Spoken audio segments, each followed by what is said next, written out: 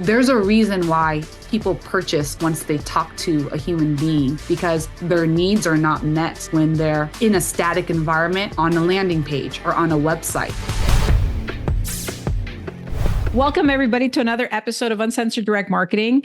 Today, I have Jeannie Mai. She is the managing director at HelpGrid. HelpGrid is a phone sales team that helps all kinds of different direct response businesses increase their sales tremendously. So I'm very excited to have Jeannie on today. She's going to give us some great strategies for you guys to recover some lost sales and some abandoned carts, and talk about AI. And we're going to talk about all kinds of stuff. So welcome, Jeannie. Thank you so much for joining us. Thanks for having me. I'm very excited to have this conversation with you and, share whatever we can so that everybody succeeds. For sure. So, let's talk about, get right into it first. Okay. I want to hear, because we met at Affiliate Summit. So for everybody listening, Affiliate Summit's like a conference that happens every year. Lots of people in direct response and people in the space go there. So Jeannie and I connected there. So can you tell us a little bit about what you do at HelpGrid and a little bit about HelpGrid in general? Okay, great. So I'm just going to reiterate some of the things that you said. I'm the managing director of HelpGrid, and we do provide customer support and abandoned cart recovery for our clients. But the main thing is we want to recover lost sales. That way, we're not leaving any money on the table or as little as possible. And we want to improve and increase the customer lifetime with the brand. And we do as much of the hand holding as we can because we feel that's where we bring the most value. And we want this to be a win-win-win relationship, right? And so I said win 3 times. So the relationship between us and the customer, the brand and the customer, and us and the client, right? Sure. So that is what we focus on. My job isn't to tell people what to do every day. It's actually to encourage them to think for themselves. And then then we just really check ourselves based off of the data. So if anything, the most important thing I can do every day is spend time with my team reading data, which is not enjoyable to other people, but I love data. I just had a conversation with somebody online saying how much I love spreadsheets. And they were like, I love spreadsheets. I'm like, no, you can't love spreadsheets more than me. I love looking at data and seeing things up and down. And there's so much optimization that you can do. And especially because of the business that you guys do, you're there to increase sales. You're there to increase revenue. So looking at data, I think is probably one of the most important things, that you should be doing. And I do love what you said. About what you do in the company. I think that is actually the profile of a very good manager. In fact, I think somebody who is just looking at overall picture and letting people stay in their lane is actually one of the most effective managers. It took me, I've been running my business for over 14 years. It took me 10 to realize that. So, and then once I realized that, that's when the growth actually happened in the company, because I was micromanaging, not in a mean way, not trying to demean people or anything, but it was more why are you doing this? Why are you doing that? Why and then when people feel like they always have to respond to you, they're not doing their best. So I will disagree with you on you not being a good manager, because I think that's the trait of a good manager. But kind of talking a little bit about HelpGrid and what you guys do in terms of phone sales, if we get into really just dig into some tactical stuff. So you said that you help people with abandoned carts, and you help with phone sales. So first, can you tell us a little bit about maybe the technology behind? Is it people who are inputting their email address and then just moving along, or do you have any other ways of getting people who abandon the cart? So I'm going to answer it in 2 parts. So one from a tech perspective and then one from a compliance perspective, right? Is any brand that sells online will have a checkout cart, right? And generally a sale is completed once all of the information is inputted correctly and then they press send, right? But that's only if the customer is 100% sure they want the product. What about all of the customers that end up in your site and has expressed interest but didn't make a purchase, right? We're unable with the technology right now to read the customer's brain, but we can see the data they've inputted. So if you're interested enough, right? Now, this is a very warm lead that you've started typing out your information, you've left something behind in the cart, and maybe you do submit a credit card, right? if it does not go through, we are able to capture that information on the back end, right? With that information is what are you going to do with it next? You can use email sequences, you can use SMS sequences, or you can use phone sales. It really depends on who your audience is and what they're most receptive to, right? And in the sector that we're in a vertical that generally captures an audience and a target audience of 40 years and older. In this case, much more receptive to picking up phone calls than they would be to email and text messages.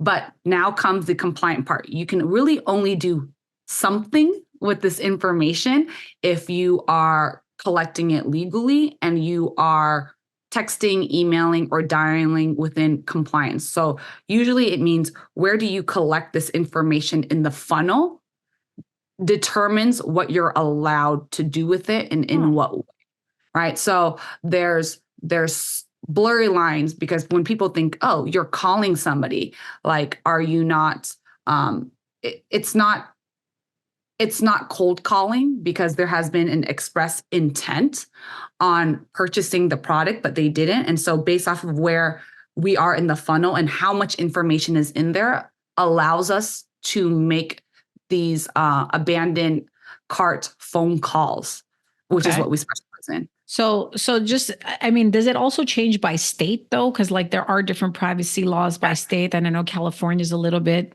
of an anomaly. I always feel it's better to be as safe as possible. So we have a general and blanket way of doing it is whoever is the strictest state is essentially what we're going to do for every state because we can identify where leads are coming from by state and IP addresses, but we don't want to leave it up to chance and have like the government knocking on our door or paying really large fines, but not even just looking out for ourselves, but for our clients. Like these are their brands and, we take liability for these leads and these calls. So we want to be as compliant as possible. In general, we actually, even though I said we're not cold calling, we actually follow a lot of the regulations around cold calling just to be safe.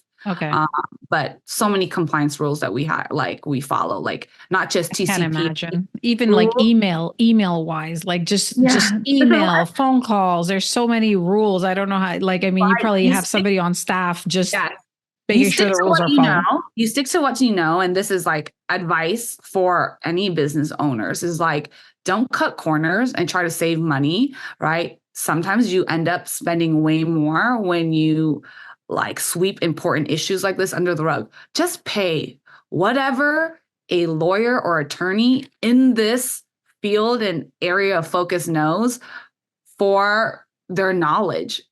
And you'll save a lot more down the line instead of like combating it in court and just a host of other headaches. For sure. So I'm just curious, like you guys are doing phone sales for abandoned carts mainly, right? Like, do you also manage like email sequences for merchants and stuff like that? Or is it just really you're focused on the phone sales part? Like if obviously with compliance and so forth taken into account. In the first 3 years of the outbound business, it has always been phone sales first and then email and text messages after. And we only send email and text messages if we've made actual contact with the prospect / customer, or we've engaged with them in some way. So we don't want to just like do like a mass text or email. And we actually don't do that. So again, we are just trying to be as safe and more than compliant. So we don't use an auto dialer either.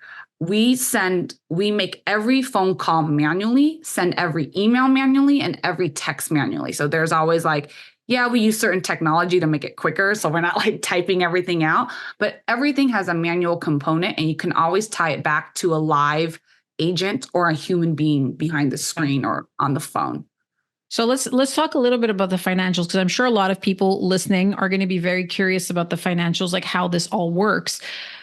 First, just to kind of wrap up the technical part, does somebody have to ask the customer for their phone number? Because I know there's like, we had a couple of guests on the podcast that talk about how they capture different information when somebody's kind of in the cart. I know you're talking about compliance, but a phone number is not necessarily something that is on a checkout page. A lot of people don't. So if somebody's listening, like a merchant's listening and is like, hey, I want to try this, like, do they have to start adding phone number on their checkout? Okay. So they do have to collect it. Okay. Yeah, you have to do it. You can make it optional, right? And I would always say A/B test to see if that changes anything with your conversions.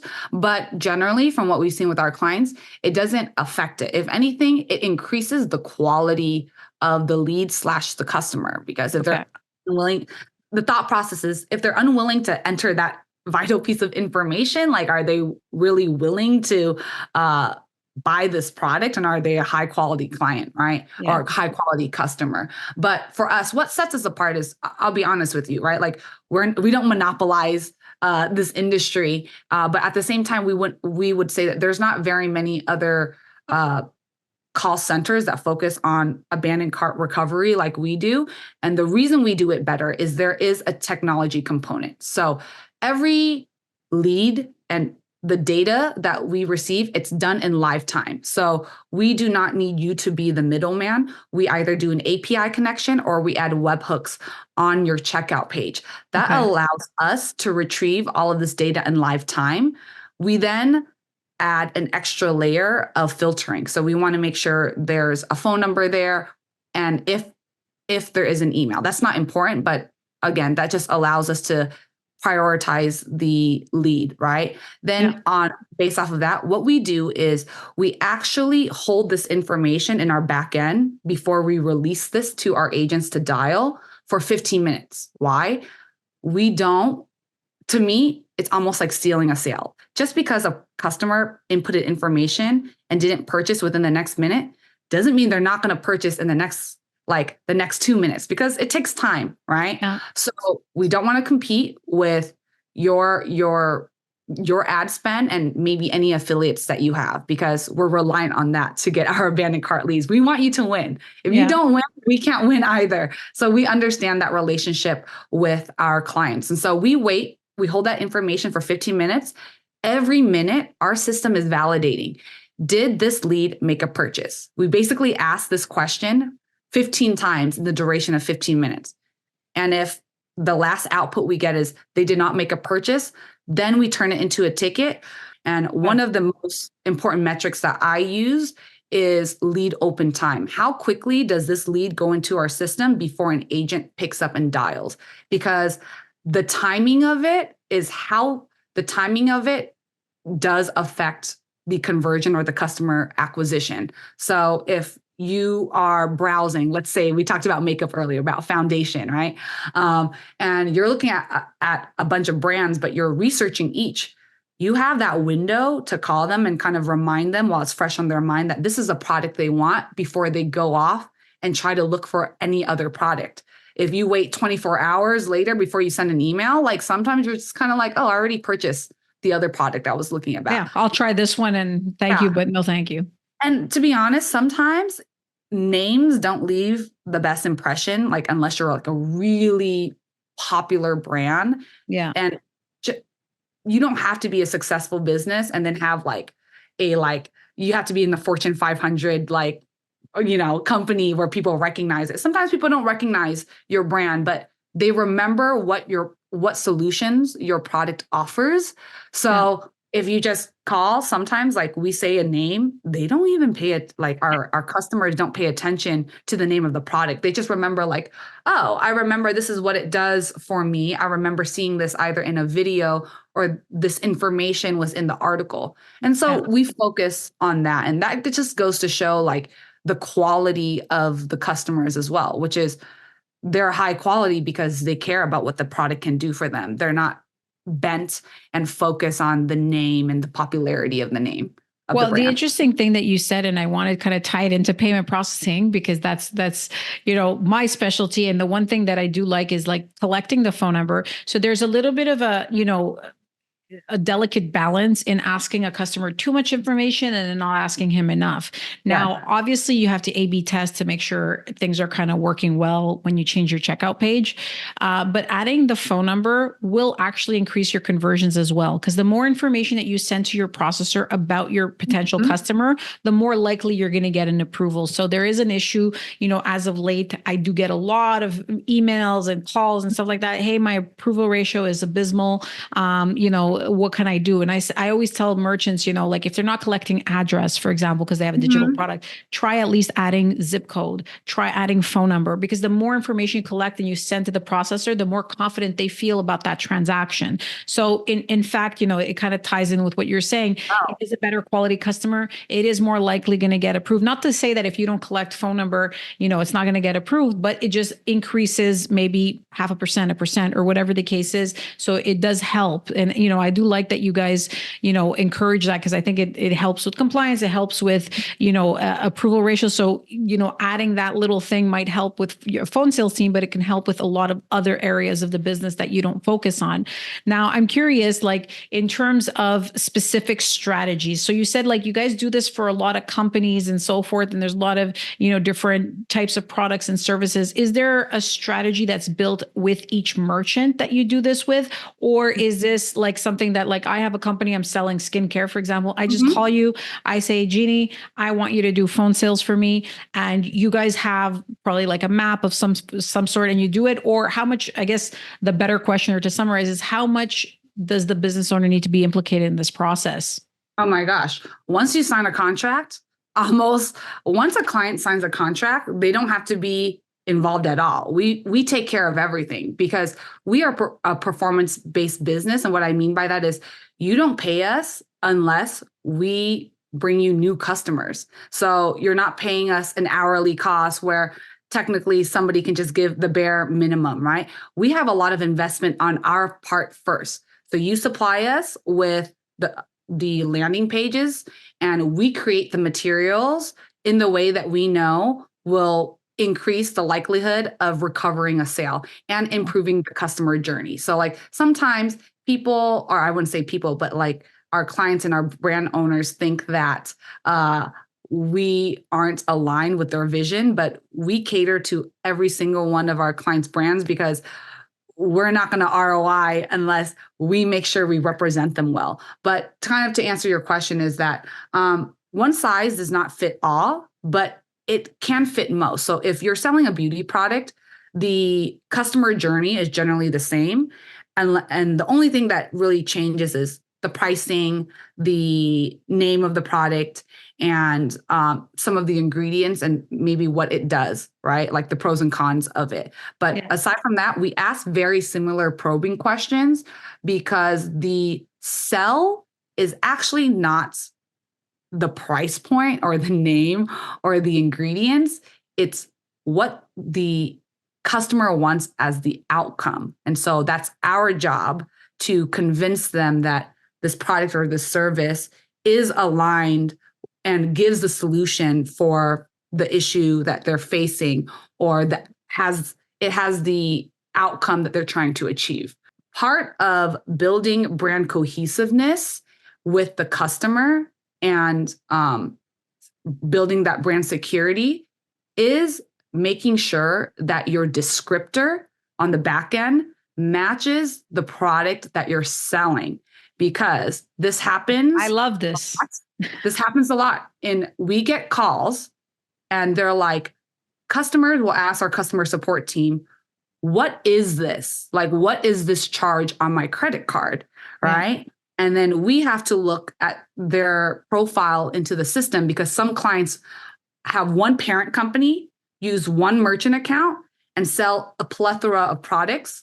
And the customer doesn't recognize, like, I'm going to make it up, like sunlight companies, but then you're selling like water bottles. Like they don't connect that. They don't do that much research to know who the parent company is. Right. And so it's very important, even though it seems easier to manage on the back end as a client to have one merchant account, you should either have multiple merchant accounts or you should have descriptors that can change. So it Gee, matches. now you're getting into my territory. You're trying, you're killing me. I'm like, oh my God, she's speaking my language. No, I completely agree. Like, if you have like a big company name and you have that as your descriptor, there's a couple of things, like, without getting super technical, but there's something called dynamic descriptors where you can kind of self-create descriptors. You have to have a relationship with your processor to explain to them that you're going to be doing that. And they still have to approve your accounts and the products, but technically, if you have 15 products, you can auto create 15 descriptors and do that with something called dynamic descripting. Now, another thing you can do is something, if you don't want to have the hassle of having all these merchant accounts, first, anybody in direct response should have a minimum of two merchant accounts, because you need a backup.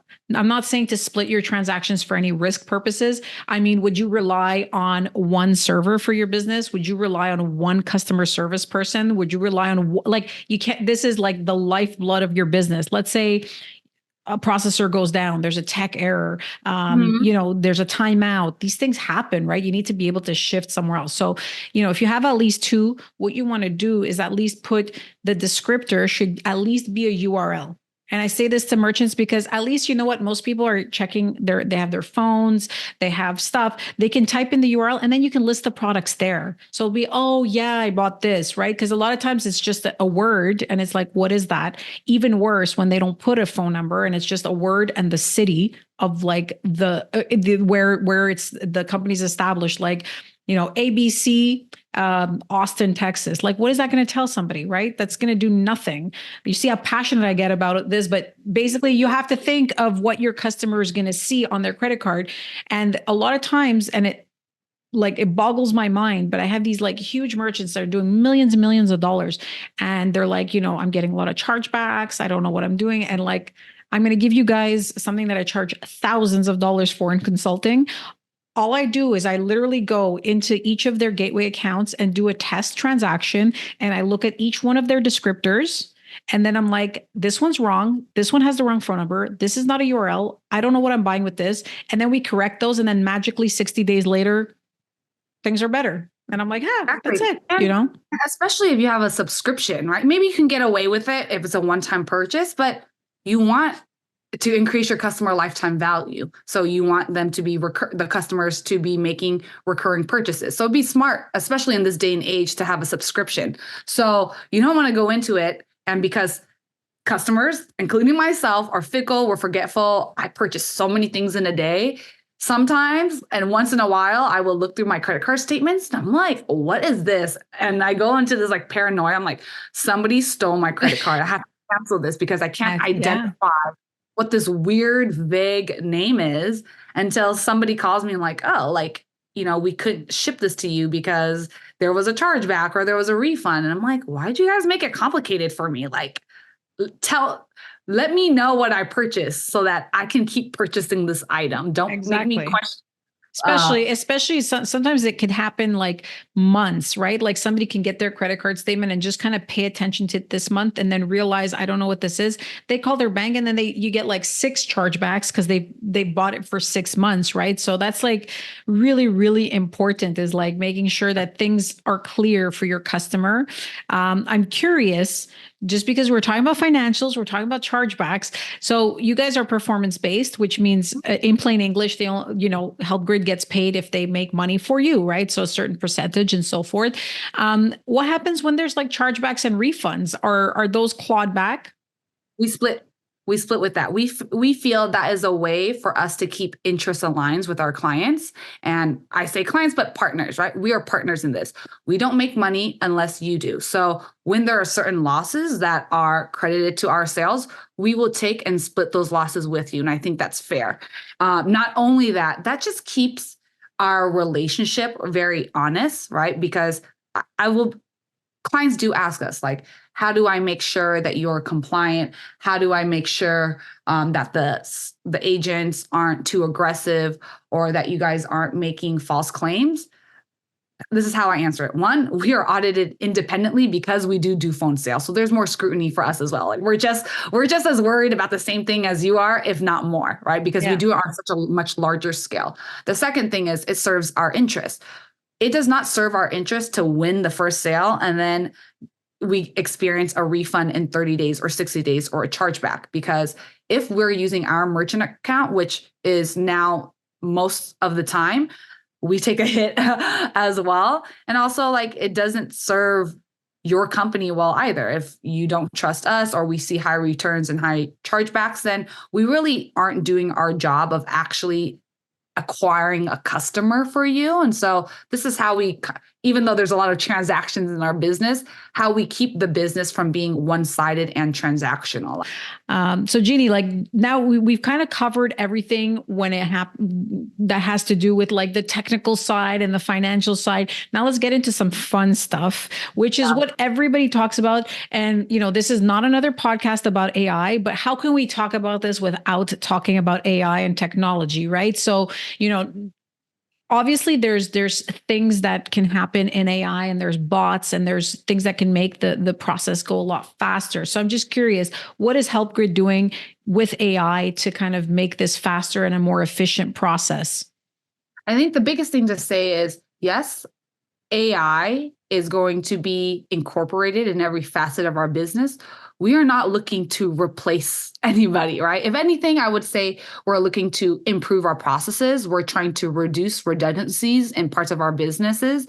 We're trying to remove all the menial tasks from our teams day to day so that they can focus on what they're good at, right? And in an ever-changing landscape where we're more reliant on technology, and even the fact that we work from home, people are missing out on those human interactions, right? So what we want to do is remove all of the fluff and all the unnecessary things within our businesses so that we can focus on human interactions. And it tells a good story, because the brands that make the most money, what I've told you before, it's not because you're the best. It's because you're a good storyteller. So then you spend all your marketing on that to tell the best story and the best narrative, because that's what compels people. And so when we talk about abandoned cart recovery, which is what our business focuses on, is like, there's a reason why people purchase once they talk to a human being, because their needs are not met when they're in a static environment on a landing page or on a website. It doesn't give them, it doesn't answer all of the needs. The information may be there, but not in the way that they want to access to the information in the way that they understand. So a lot of times, yes, we are a sales team. My team is good at selling. A lot of it is just listening and clearing up. That's the best salespeople. It's the people who just are quiet, let people tell you what they want, and then just repeat it back to them. Yeah. Sales tip 101. And a lot of it is just reinforcement. Hey, I'm spending money. Make me feel good about the money I'm spending. I always tell people I'm very easy to sell. Like, I say yes more times than I say no.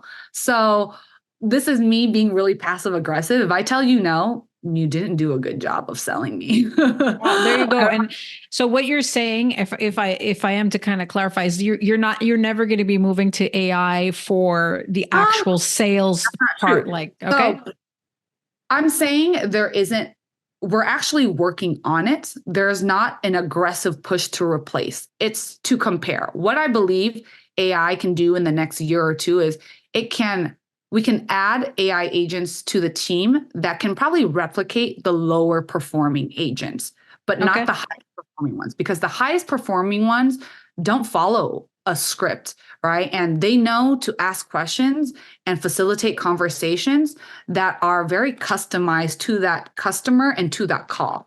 Yeah. I'm going to bring up AI technology now. So what we're doing internally to improve our compliance, call listening, to improve our scripts, is we're using multiple softwares and components to build like kind of like a Frankenstein machine, right? And so, for instance, I have a QA team, and right now we are at the mercy of how many people can listen to each phone call. So if each phone call is 15 minutes, it takes one person to listen to 15 minutes to grade the call, right? So how do we increase that? How do we increase the grading, right, of each call? So what we've done is we will do the call sentient analysis with a human being. We will feed the we would take the calls, transcribe it, right? Feed it through a workflow, and then we will actually insert multiple prompts to analyze and grade and assess the calls based off of defined parameters. And you can't just do it in one prompt. Like you can't just go in to like, let's say ChatGPT and say, grade this call. It has to be broken down into multiple prompts, right? So first you analyze it, then you ask multiple questions, give it the definition of what you determine is good or bad. What do you determine is a 1 and what is a 10, and then everything in between. Like you can't expect AI right now to fill in all the gaps for you. Otherwise, it's going to be a little bit directionless. So you're going to have to basically set the parameters for each question you're asking and what the scale of grading is. But that is how we're able to leverage some of the current technologies right now. And again, I don't want to replace my people. I find that our humans are very you're human. You have a little tribe there. You're the HelpGrid humans. Like, and it's so funny. Like, it's not so funny to say, but I think we're going to use those two terms more in the future, because you have to define what is human and what is AI.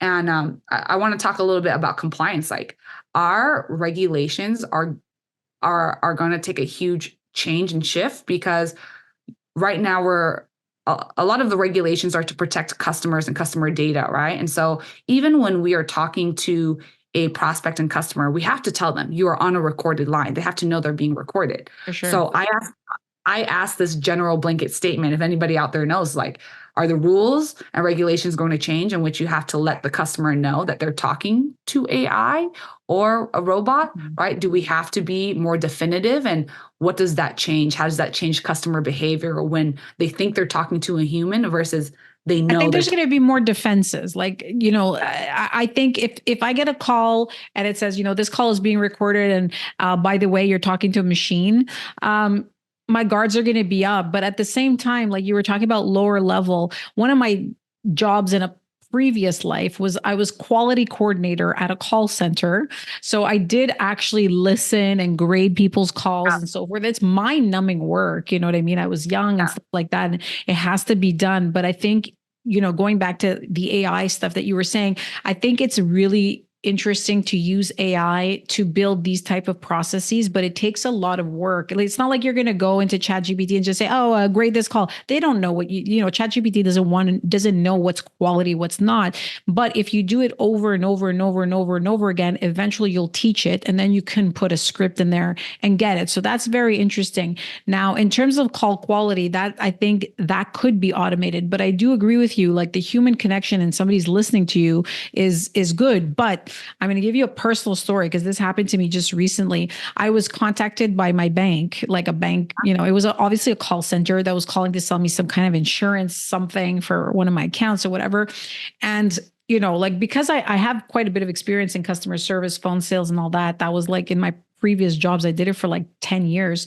And, I could tell the person was just like reading, blah, blah, blah. Would you like this? I'm like, no. Okay, so blah. And then I was like, okay, seriously, you can get a machine to do this. You're paying this person how much ever, and she's not even listening. I said no. She didn't ask me why. What do you think about it? What didn't you like about this? Why are you disagreeing? And then I actually just didn't listen to her. I said no, and then I told her I had to go, and that was it. So I do think that AI can perhaps replace that. Like press 1 if you agree.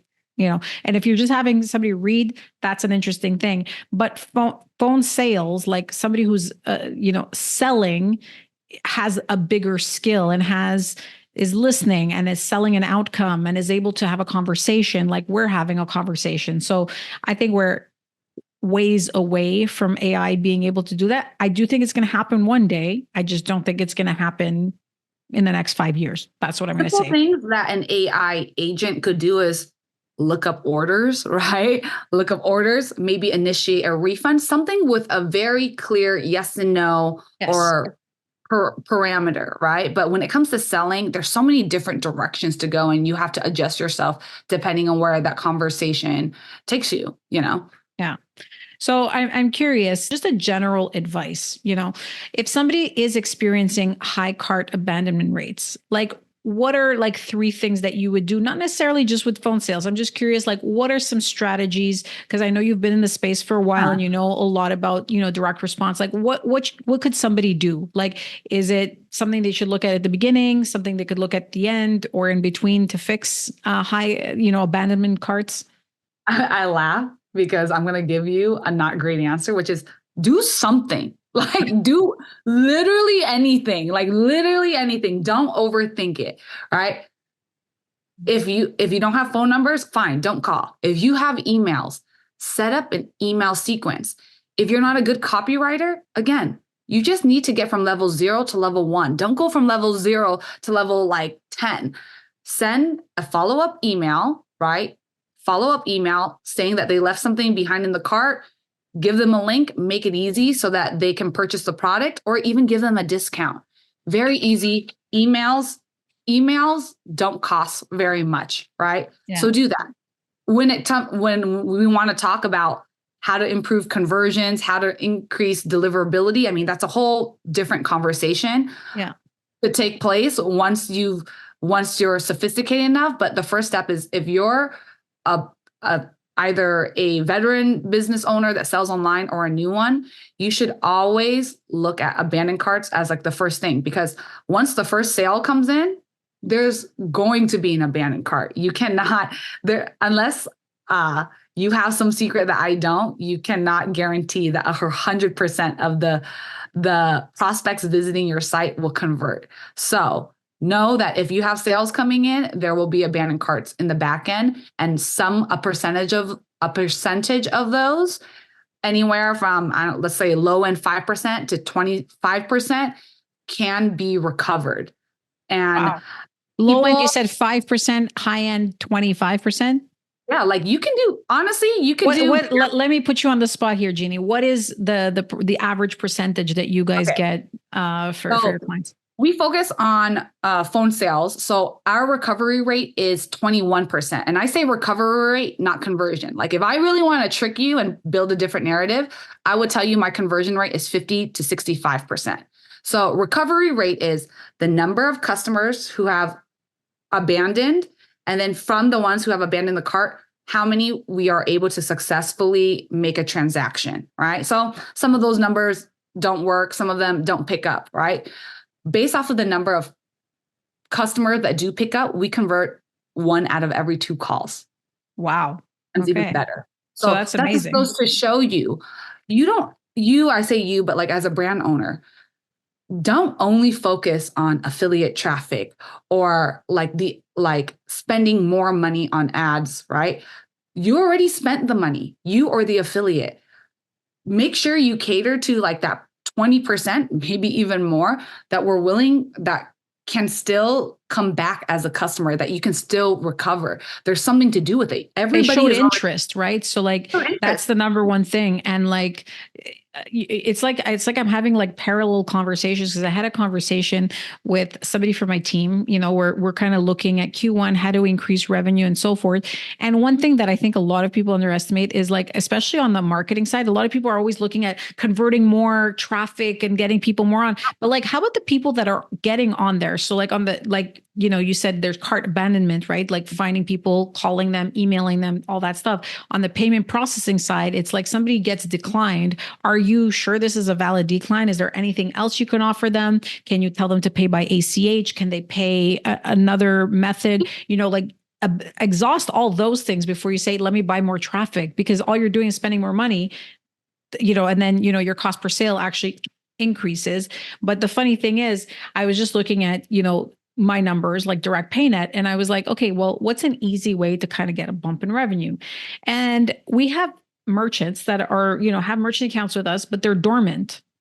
So I kind of compare this to this is like, why am I going out there trying to get more clients and so forth, where we have clients who are there, they showed interest, try to convert them, get them to use their accounts. So same thing here, somebody came onto your page because whatever you're selling appealed to them. Well, that's step one. We have interest versus trying to find interest. I think that costs more money, takes more time than kind of using this. So that I find, kind of a little superpower that I think the high-end marketers have is like establishing, getting good affiliates, getting good people to do your phone sales for cart abandonment and so forth. And just curiosity, because this is going to be a question that I think a lot of people are going to have listening. Do you have a US based phone sales team, or is it offshore? Is there a hybrid of both? And I'm just curious, what is your experience with either or? I just want to finish up the last thought is like, it's not about more, it's about maximizing what you have, right? And so now segueing to my teams. I have a global team. Everybody works remotely. I have teams in the US, I have teams in Ireland, I have teams in Romania, and a very large base in the Philippines, right? The thing that they're all great at, sure, selling, but they're all very relatable on the phone. So when you're relatable on the phone and you know how to have real human connections and not just go off of script and just be transactional, people will listen to you and I bring this up is because, and I don't blame anybody for this, is people think they understand human or consumer behavior, and it's okay to believe that there might be certain stereotypes or prejudice that happens over the phone, but you will be surprised by how many sales maybe an agent with or without an accent can sell just because they're likable on the phone. Like, if you can be likable, no matter what you do, you can get very far. So, like I said, some people don't care about the product you're selling. Like, you're just selling yourself, really, right? So if you can get people to trust you, you're almost there. But we do have global teams. For me, I have not seen any gaps depending on where people are from. As long as you're hiring, as long as you have the right qualifications, everyone is good enough. And some people might feel like that's not a good answer, but good enough gets the job done. And then we strive for excellence. You're never going to get the best of the best. We'll keep trying. There's always going to be a range of people, but you want everybody to be mid-range. I say somewhere in the middle of performance, and everybody is good enough, right? Yeah. After that, it's just overcoming certain. Well, I mean, they're not selling, sophisticated medical equipment, right? So it's relatable stuff. Like, if you're in direct response, you're selling something direct to consumers, you're selling maybe skincare or coaching or different things that, your regular consumer. So you want your regular everyday man to kind of be the one selling it because they will understand it most. My experience is I've had teams also in various areas, and they do excel at different things. But the one thing is, obviously, if you have people who are performance-based, which it sounds like you guys do, it's always going to end up being better than if you have like flat salaries and so forth. It's a little bit, I don't like being black and white and just cut and dry, but when you work at every aspect of your business is built on performance. And this is not just for my sales agent, this is for my QA team, my training team, my recruiters, right? There's always a performance aspect, right? You get paid for the work. Honestly, you get paid just to show up, right? Yeah. You earn more and you stay here and you have longevity here based off of what you can, based off of your performance, right? Based off of what we identify as KPIs, right? And the growth that we want to see in all of those departments. There's a number that we didn't get to talk about, right? Because oftentimes, and I'll be honest, I don't do the greatest job at giving an elevator pitch. And when I talk about our customer support services or that we're a call center, maybe I'm reading it wrong, but people are like, okay, boring. This is like the last thing I want to talk about. But our outbound call team, when integrated successfully and you give us like the right tools, we will lift your revenues by 10 to 15%.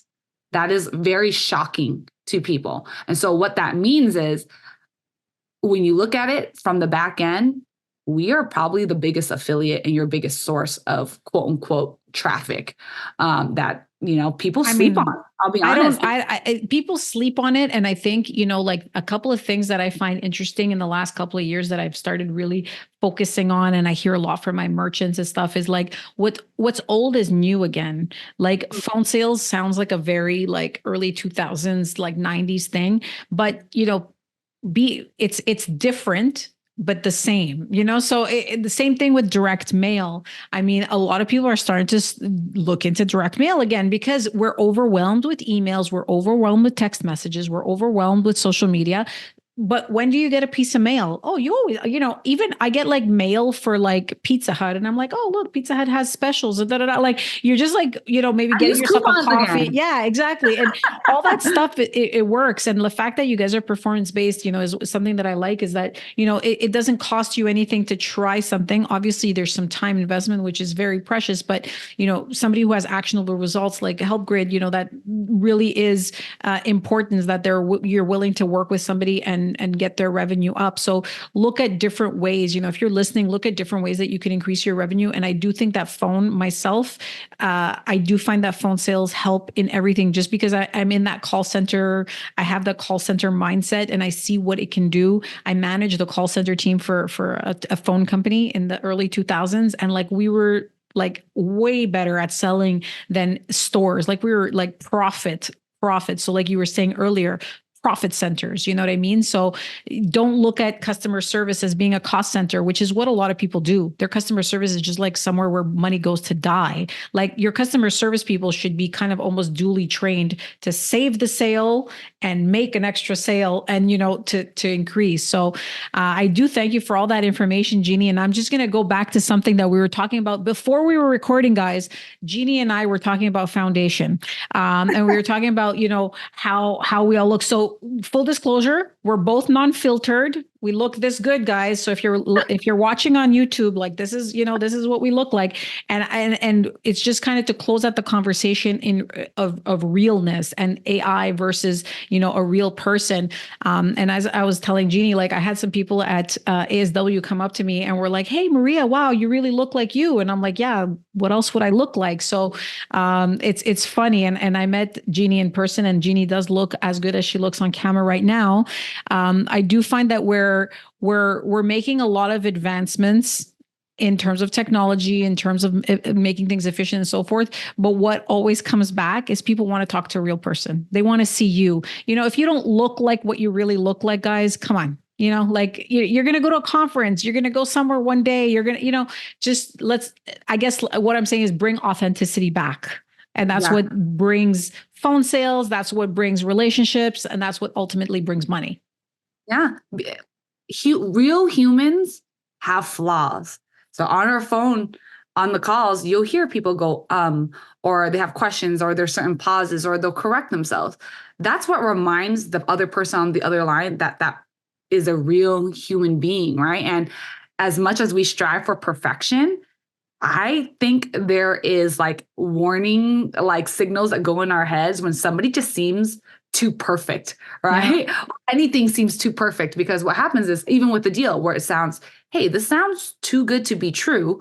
So instead of getting factual information, you just kind of, you avoid, right? You avoid because you're not sure what you don't know. But especially in our profession, and then our relationships, like, I'm sorry, especially in our profession, in this industry, there's a reason we go to all these conferences. It's for us to get to know the person who represents the business or owns the business, because you want to ask yourself, is this somebody that I trust to partner with, to handle, my information, and for us to be aligned on the same goals?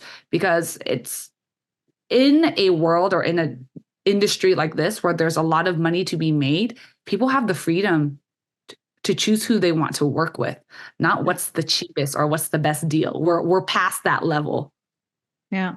Well, I mean, I do have to say that I was happy that we connected in person, because I always love when I have people on the podcast that I've actually met. And I know that you guys can feel our energy and how passionate we are both about our related businesses. And even though they sound unrelated, a lot of things happen in merchant accounts that have to do with phone sales. So thank you, Jeannie, so much for all your time and all these amazing tips. And guys, we're going to have down below, we're going to have all of Jeannie's information. If you need to reach out to her, talk to her or her team about anything phone sales related, or just talk about foundation and ask her what her favorite one is. So thank you so much, Jeannie. Have yourself a great day. I appreciate it. Thank you, Maria.